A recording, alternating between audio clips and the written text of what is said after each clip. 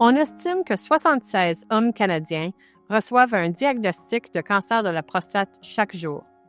Depuis plus de 10 ans, nous travaillons à soutenir leur parcours. Nous avons eu le privilège de travailler à côté des professionnels de la santé, d'associations et de patients passionnés afin de façonner le paysage du cancer de la prostate. Hi, I'm Tony Finelli. I'm a professor at the University of Toronto and the chair of urology at the University of Toronto.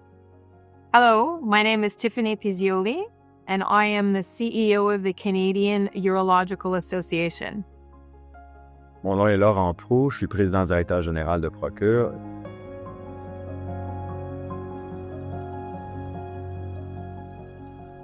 So when I first started some 17 years ago, really the standard of care was androgen deprivation therapy, or ADT.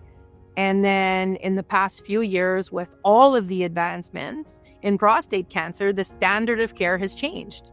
All of a sudden, they have different treatment options, and men with prostate cancer are being able to live longer. So I think it's wonderful for them. I think all aspects of prostate cancer care have evolved dramatically over the last 10 years. But one of the most dramatic changes over the last 10 years has been the management of advanced prostate cancer. Anything we can do to keep our men away from the castrate metastatic phase actually improves survival. And equally, it improves quality of life because they're less likely to suffer pathologic fractures or pain or other consequences of progressive disease. So with more effective therapies, we're delaying that or hopefully avoiding it in men.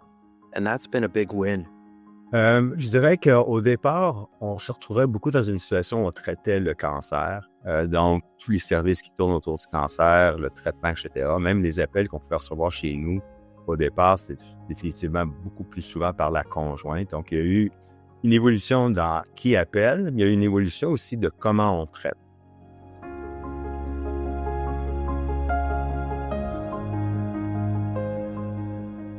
So in terms of prostate cancer healthcare delivery, I think partnerships have strengthened year over year, much more of a multidisciplinary team approach in terms of managing these men. And I've seen a dramatic improvement in access to psychosocial support for men, their families, partners. Je pense que le rôle que les organisations comme les nôtres ont joué au niveau du cancer de prostate a influencé. Enlever un peu le tabou, je dirais que c'est pas encore réussi aujourd'hui, mais ça a enlevé un peu le tabou. Toutes sortes de programmes qui ont été financés au cours des dernières années, que ce soit par les webinaires, les blogs, les capsules d'information, on a diversifié le nombre de sources d'informations disponibles pour le patient.